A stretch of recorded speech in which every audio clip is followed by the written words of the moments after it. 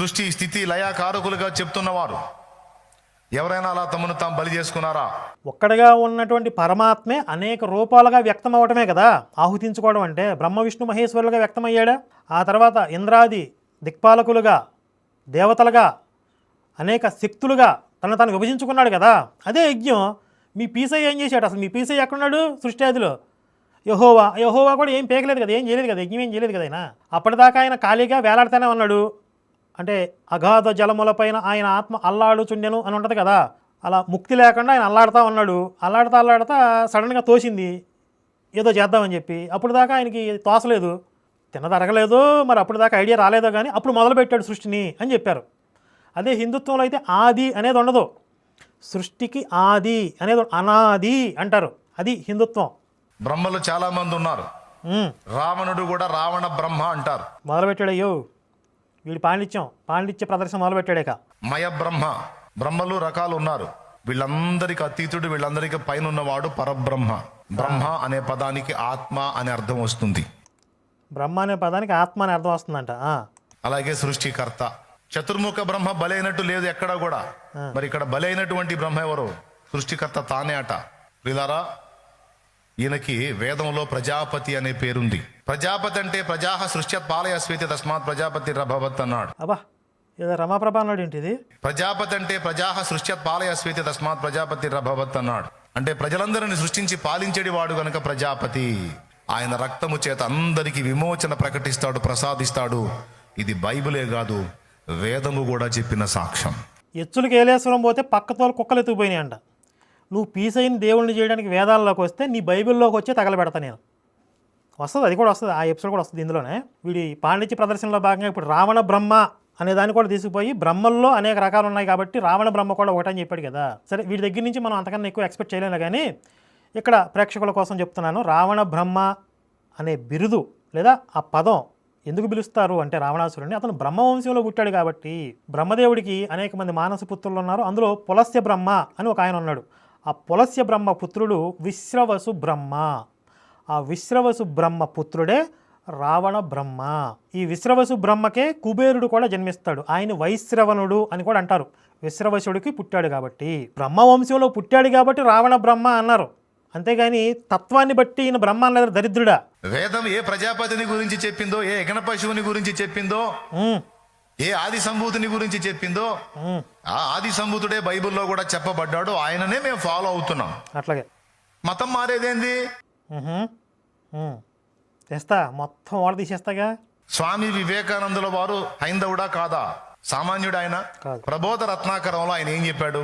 ఆదిలో శబ్దము, అది దేవుడి వద్ద ఉండింది, శబ్దమే దేవుడు. ఇది శబ్దం బ్రాకెట్లో బ్రహ్మశక్తి. కాబట్టి హైందవులు దీన్ని బ్రహ్మస్వరూపం అని, మాయ అని చెబుతారు. యోహాను సువార్త 1:1 ఉన్నటువంటి వాక్యాన్ని ఎత్తేసాడు. ఇక్కడ మధ్యలో 2-3 లైన్స్ ఎత్తేసేసాడు. మళ్ళీ యోహాను సువార్త దగ్గరకు వచ్చాడు. అక్కడ ఏముంది? విశ్వం ద్వారా ప్రతిబింబించే బ్రహ్మాన్నే ప్రకృతి అంటున్నాం. సామాన్యంగా ప్రకృతి రూపంలోనూ, ప్రత్యేకంగా కృష్ణుడు, బుద్ధుడు, జీసస్ క్రైస్టు, రామకృష్ణుడు మొదలైన అవతారమూర్తుల రూపంలోనూ ఇలా శబ్దం 2 రీతుల్లో వ్యక్తమవుతుంది. ఆ పరబ్రహ్మ యొక్క శక్తి 2 రూపాలుగా వ్యక్తమవుతుంది. ఒకటి ప్రాకృతిక రూపంలో, రెండోది అవతారమూర్తుల రూపంలో. ఈ అవతారమూర్తుల్లో ఆయన చెప్పిన వరుసలో కృష్ణుడు ఉన్నాడు ఫస్ట్, తర్వాత బుద్ధుడు, ఆ తర్వాత యేసు వచ్చాడు.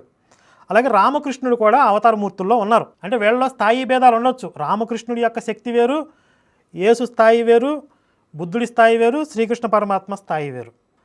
కానీ వీళ్ళందరూ కూడా అవతారమూర్తులే అనేది స్వామి వివేకానంద యొక్క ఉద్దేశము. కానీ సాతాన్ రాజు గారు ఈ 2-3 లైన్స్ ఎత్తేసి యేసు ఒక్కడి గురించే, యేసు మాత్రమే, యేసు ద్వారా మాత్రమే మనం బ్రహ్మాన్ని గాంచగలం అని స్వామి వివేకానంద చెప్పాడని చెప్తున్నాడు. అంటే కళ్ళ ముందు కనబడేదాన్నే ఆడు ఆ గొర్రెలకి మాయ చేసి చెప్తున్నాడు. అసలు ఇక్కడ యేసు గురించిన ప్రస్తావన కూడా స్వామి వివేకానంద ఎందుకు తీసుకొచ్చారంటే ఆ పై లైన్స్లో ఉంది చూడండి. ఉదయాన్నే స్వామి బైబిల్ తెచ్చి మేమందరం క్రైస్తవులం అనే కారణంగా క్రైస్తవ మత గ్రంథంలోనే బోధన ఆరంభించడం సబబంటూ జాన్ సువార్తని ఆయన తెరవడం జరిగింది. అమెరికాలో ఉంటారు వాళ్ళు, అక్కడ ఉన్నటువంటి క్రైస్తవులకి బోధిస్తున్నాడు ఆయన. వాళ్ళు నమ్మేటటువంటి విశ్వాసంలో నుంచి, బైబిల్లో నుంచి ఏదన్నా ఒక ముక్క హిందుత్వానికి ఎక్కడన్నా సరిపోలుతుందా? ఇక్కడ హిందుత్వంలో శబ్దాన్ని కూడా బ్రహ్మస్వరూపంగా భావిస్తారు కాబట్టి ఆ యోహాను సువార్తలో అంటే తదనంతర కాలంలో దీన్ని యాడ్ చేశారు. అయినప్పటికీ దాన్ని ఆ ఒక్క వాక్యాన్ని తీసుకుని హిందుత్వంతో ఆయన సమన్వయం చేసి అక్కడ ఉన్న వాళ్ళందరూ క్రైస్తవులు కాబట్టి అది చెప్పాడు. కానీ వాస్తవంగా క్రైస్తవుల మీద, పాస్టర్ల మీద, యేసు మీద స్వామి వివేకానంద యొక్క ఉద్దేశాలు ఈ పుస్తకంలోనే చాలా స్పష్టంగా ఆయన చెప్పడం జరిగింది. ఒకానొక చోట చెప్తాడు, ఈ లోకంలో పుట్టినటువంటి ప్రతి బొద్దింక కూడా యేసుకి తక్కువేం కాదు, ప్రతి బొద్దింక కూడా యేసుకి సోదరుడు లాంటి వాడే, వీళ్ళిద్దరూ ఒకటే అని చెప్పాడు. అలాగే ఈ సముద్రాలన్నింటిలో అట్టడుగున ఉన్నటువంటి ఆ బురదంతా తీసి ఈ పాస్టర్లను ఎత్తినేసినా కూడా తప్పులేదు, వీళ్ళ పాపాలు ప్రాయశ్చిత్తం కావు అని చెప్పాడు. అసలు యేసునైతే ఒక పూచిక పుల్లలాగా తీసి పారేశాడు ఆయన. యేసుని తప్ప మనకి వేరే గత్యంతరం లేదు అని చెప్పడం కన్నా అంతకు మించిన మహాపాపం లేదని చెప్పాడు ఆయన. ఇక్కడ అవతారమూర్తులుగా తీసుకుంటే అందరినీ తీసుకోవాలి. ఆ పరబ్రహ్మ స్వరూపం 2 రూపాయలకి వ్యక్తం ఇంత స్పష్టంగా ఉంటే కళ్ళ ముందలే, వీడు అక్కడొక మొక్క ఇక్కడొక మొక్క, బైబిల్ అచ్చట కొంత ఇచ్చట కొంత అంటారు కదా. ఈ నా కొడుకులు బైబిల్ ట్రైనింగ్ నేర్చుకునేది ఇదే. ఆ గొర్రెలకేం బుర్ర ఉండదు, బుర్రలేని గొర్రెలయ్యి వీళ్ళకి ఆడిందాట పాడింది పాట. హైందవులు నమ్ముతున్నటువంటి శబ్ద బ్రహ్మము, నాద శరీరుడు, క్రైస్తవులు నమ్ముతున్నటువంటి వాక్య దైవం ఒక్కడే. మరి 2 ఒక్కడే అని ఆయన చెప్పినప్పుడు మేము ఇందులో ఉన్నాం అందులో ఉన్నట్టేగా, మళ్ళీ మతం మారావు ఏందది? మరి ఈ 2 ఒకటే అయినప్పుడు హిందుత్వంలో ఉండొచ్చు కదా, అక్కడికి ఎందుకు పోవటం? అసలు అవసరం లేదు కదా, మూలం ఇది కదా. తాతకి మనవాడు ఆవలింత నేర్పినట్లు అన్నట్లుగా హిందుత్వానికి మీరు నేర్పాల్సిన అవసరం లేదు కదా. మొదటి నుంచి ఆది నుంచి ఆరంభం నుండి ఉన్నది హిందుత్వమే కదా, ఇందులోనే ఉండాలి 2 ఒకటే అయినప్పుడు. చెత్త నా కొడక. భవిష్య పురాణంలో ప్రతిసర్గ పర్వంలో శాలివాహనుడికి హిమాలయాల్లో యేసు ప్రత్యక్షమై కొన్ని మాటలు మాట్లాడాడని భవిష్య పురాణంలో ఎందుకు రాశారు? నేను భవిష్య పురాణం చెప్పిన విశ్వాసంలో ఉన్నానే, నేనే మతం మారలేదే. ఏం చెప్పారు? భవిష్య పురాణంలో యేసుని నమ్ముకోమని చెప్పారా? చూద్దాం. ఇప్పుడు నా ఇష్టం వచ్చిన విశ్వాసంలోకి నేను వెళ్ళే హక్కు నాకుంది, అది ఏదైనా కావచ్చు. చిరాకు పుడితే అసలు ఏ దేవుడు లేడని నాస్తికుడిని అవుతా, మాట చెప్తున్నానండి. నా అంతరాత్మ ప్రబోధానుసారం నా మనసుకు తోచిన విశ్వాసాన్ని నేను అవలంబించే హక్కు నాకే కాదు, ఏ వర్ణానికైనా ఏ వర్గానికైనా ఉంది. మంచిది. అదిగో శ్రీ భవిష్య మహాపురాణం, ఓకేనా? అదిగో తృతీయ ఖండం, శాలివాహనుడు యేసు ప్రభు. ఇది పైన అల్లా ఖండం అని ఉంది, కింద భోజరాజు మహమ్మదు, అంటే మహమ్మద్ గురించి కూడా ఉందని చెప్తారు కదా. పరాయి మతం అయినప్పుడు నీ పుస్తకంలో ఎందుకు రాసావయా? ఒరే హౌలే, ఒకవేళ యేసు గురించి ఉంది అని అనుకుంటే ఆయన దేవుడని, ఆయన నమ్మకపోతే మనకు దిక్కు ముక్కు లేదని అక్కడ రాయలేదు కదా. ఏం రాశారు ముందు చెప్పరా సన్నాసి? చూడేం రాశాడు? ఏం రాశాడు? ఒకనాడు యుగ పురుషుడును శక పురుషుడును అయిన శాలివాహన చక్రవర్తి హిమగిరి శిఖరం మీదకి వెళ్ళాడు. అక్కడ హూణ దేశ మధ్యంలోనున్న పర్వతంపై అతనికి ఒక సుందర పురుషుడు కనబడ్డాడు. అతని శరీరం గౌరవర్ణ కాంతులను ప్రసరింపజేస్తుంది. ఏముంది ఇక్కడ? ఆయన తెల్లని వస్త్రాలు ధరించి ఉన్నాడు. అతను చూడగానే అప్రయత్నంగా కలిగిన ప్రసన్న భావంతో చక్రవర్తి మీరు ఎవరని అడిగాడు.